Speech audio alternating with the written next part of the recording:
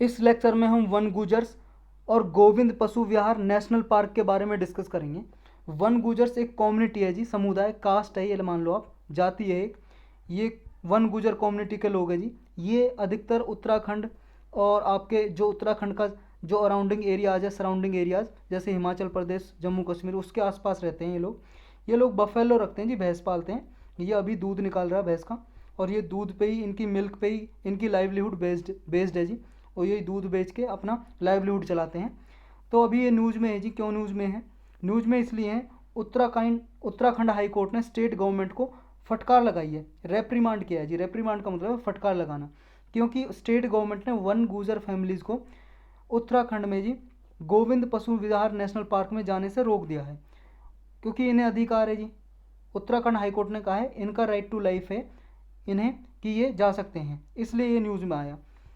अब ये जो बैकग्राउंड क्या है जी, जो वन गुजर कम्युनिटी है जी, ये सीजनल माइग्रेशन परफॉर्म करती है। सीजनल माइग्रेशन का मतलब है जी, एक सीजन में ये ऊपर चली जाती है पहाड़ के, और फिर दूसरे सीजन में नीचे आ जाती है। जैसे मान लो जी, गर्मी के टाइम में क्या होता है, समर सीजन में ये तराई भावर बेल्ट है यहाँ पे, मतलब रीजन का नाम है जी तराई भावर बेल्ट। तराई भावर बेल्ट है और शिवालिक रीजन, उस एरिया से जाके ये उत्तराखंड में ये हायर बुग्याल रीजन में चला जाती है, वेस्टर्न हिमालयज में। बुग्याल बोलते हैं जी वहाँ पे ग्रासलैंड को, घास के मैदान। क्या होता है जी, देखो गर्मियों में क्या होता है, ये पहाड़ है, जैसे पहाड़ है, ये अभी नीचे रह रही है जी यहाँ पे। जैसी गर्मी आती है, समर सीजन ये हाई एल्टीट्यूड पे, जैसे ही हम अर्थ से ऊपर जाते हैं टेम्परेचर कम होता है ना, टेम्परेचर कम होता जाता है। तो ये क्या करते हैं, समर रीजन में माउंटेन के ऊपर चले जाते हैं, माउंटेन के ऊपर चले जाते हैं हाई एल्टीट्यूड पे। वहाँ पे गर्मी भी कम होती है, समझ रहे हो, ठंड पड़ती है थोड़ी। और यहाँ पे ग्रास लैंड होते हैं जी, घास के मैदान। अपने पशुओं को साथ लेके चले जाते हैं, और वहाँ पे ये पशुओं के लिए चारा भी मिल जाता है, इनकी लाइवलीहुड के लिए, जो मतलब सपोर्ट करता है एक तरह से। तो ये सीजनल माइग्रेशन करते हैं, एक प्लेस से दूसरे प्लेस में चले जाते हैं कुछ सीजन के लिए, एक सीजन के लिए। फिर दोबारा से सीजन खत्म होता है, विंटर सीजन में दोबारा वापस आ जाते हैं। तो ये बुग्याल रीजन है, ग्रासलैंड रीजन, घास के मैदान, वहाँ पे चले जाते हैं तराई भावर बेल्ट से, शिवालिक रीजन से।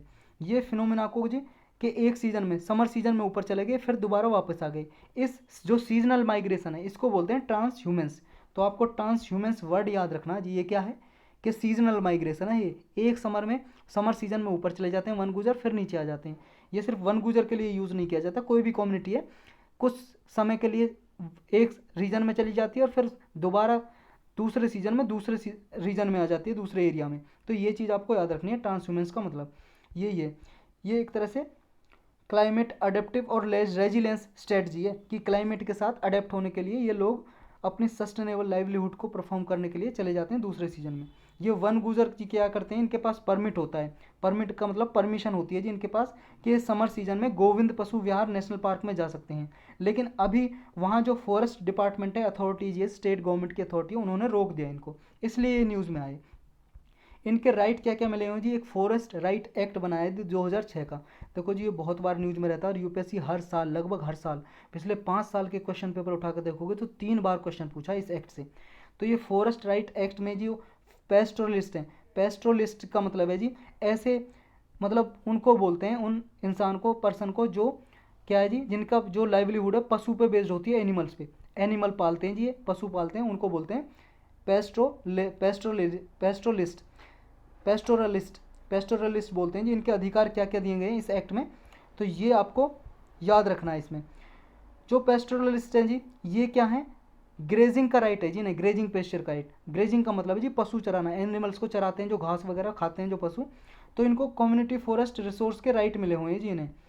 ये जो फॉरेस्ट राइट एक्ट है 2006 का, जिनमें पेस्टोरलिस्ट का अधिकार दिए गए हैं, उसके सेक्शन 2 क्लाउज 1 में क्या है जी, क्लाउज ए में ये देता है इन्हें, पेस्टोरल कम्युनिटीज़ को राइट देता है, अधिकार देता है कि इन्हें कस्टमरी कॉमनल फॉरेस्ट के राइट हैं। मतलब क्या है जी, यहाँ पे जो कम्युनिटी है, जो ये ट्रेडिशनली फॉरेस्ट एरिया में रह रहे हैं, तो इनको अधिकार है फॉरेस्ट एरियाज में रहने के लिए, और जो माइनर फॉरेस्ट प्रोड्यूस है उनका यूज करने के लिए।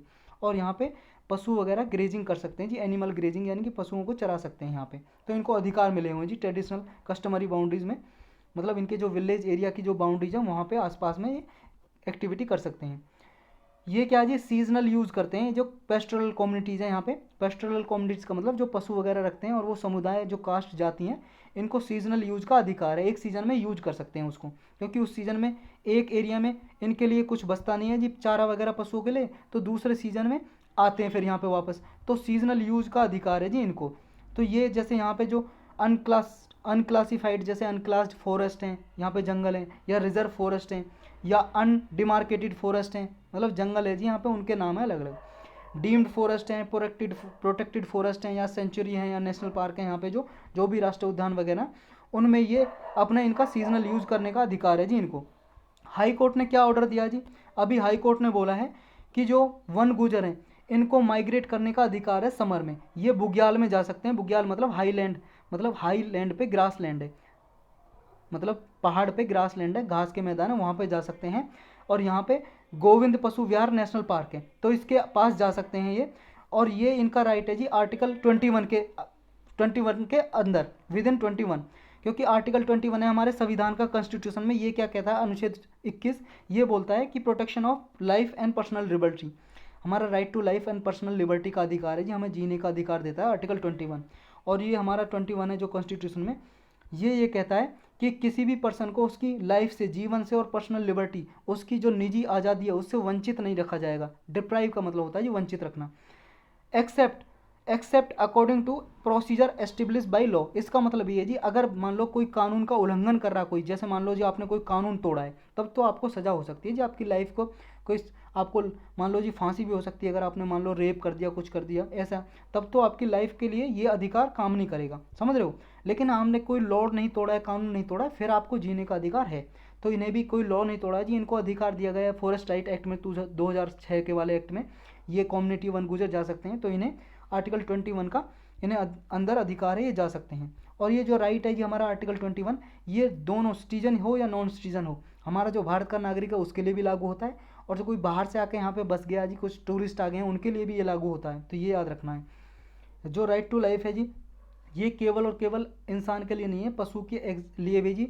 और सिर्फ ये नहीं है कि वो पशुओं की तरह जिएगा, वो अपना जीवन डिग्निटी के साथ जिएगा जी, रेस्पेक्टफुली लाइफ है जो, सम्मान के साथ अपनी लाइफ को जिएगा। तो right to live with human dignity ये अधिकार देता है कि ये ऐसी लाइफ होनी चाहिए मैन की कि मीनिंगफुल होनी चाहिए, कंप्लीट और वर्थ लिविंग होनी चाहिए, ऐसा जीवन होना चाहिए, ऐसा नहीं है कि पशुओं की तरह जिए, वो डिग्निटी के साथ जिए, सम्मान के साथ जिए, ये भी अधिकार देता है आर्टिकल 21। अब ये वन गुजर कम्युनिटी के बारे में थोड़ा डिटेल से देख लेते हैं जी। ये क्या है जी, नोमेडिक कम्युनिटी है, forest dwelling nomadic community. Forest dwelling का मतलब है, ड्वेलिंग का मतलब है जी रहने वाले, रहना फॉरेस्ट में, जंगलों में रहने वाली प्रजाति है जी, जाति है एक। नोमेडिक का मतलब है जी घूमंतु, एक प्लेस से दूसरे प्लेस में जाते रहते हैं ना पशुओं के साथ, उन्हें बोलते हैं नोमेडिक। तो नोमेडिक कम्युनिटी है जी वन गुजर, ये उत्तराखंड, हिमाचल प्रदेश, जम्मू कश्मीर के एरिया के आसपास के एरिया में रहती हैं जी। ये बुग्याल में चला जाते हैं जी, घास के मैदान होते हैं, ग्रासलैंड, अपर हिमालयज में, मतलब हिमालयज की जो पहाड़ी हैं उनके अपर हिमालयज, अपर पार्ट में चली जाती हैं अपने भैंसों वगैरह को, बफेलोज को लेके ये कम्युनिटी। और ये जब मानसून एंड हो जाता है, जैसे जून से सितंबर तक मानसून आता है जी, बारिश होती है, ये बरसात का मौसम आता है, जब सितंबर हो जाता है जी बारिश खत्म हो जाती है, फिर दोबारा से ये आ जाते हैं जी फुटहिल्स पे, मतलब हिमालयज के फुटहिल्स, हिमालयज के नीचे आ जाते हैं जी, और समर सिस्टम में, गर्मी के सिस्टम में ऊपर चले जाते हैं। ये क्या जी, ट्रेडिशनली इनके पास क्या जी लगभग 25 बफेलोज रखते हैं जी हर एक फैमिली, उसी का दूध निकालते हैं जी और बेचते हैं, यही इन्हें गुड प्राइस देता है और इसी से इनकी लाइवलीहुड चलती है जी। ये उत्तर प्रदेश की मार्केट, उत्तराखंड की मार्केट में बेचते हैं अपना दूध वगैरह।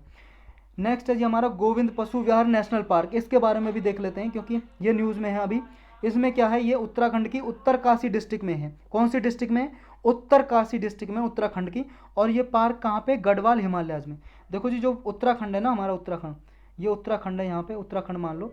उत्तराखंड दो पार्ट में बटा हुआ है, गढ़वाल हिमालय, कुमाऊं हिमालय। मेजरली दो पार्ट हैं जी, गढ़वाल और कुमाऊं। कुमाऊं ये दो पार्ट में है जी। जो गढ़वाल हिमालय आ जाए, मतलब हिमालय के पार्ट है, रीजन है बस, वहाँ पे उत्तरकाशी डिस्ट्रिक्ट है, उसमें ये है जी गोविंद पशु विहार नेशनल पार्क।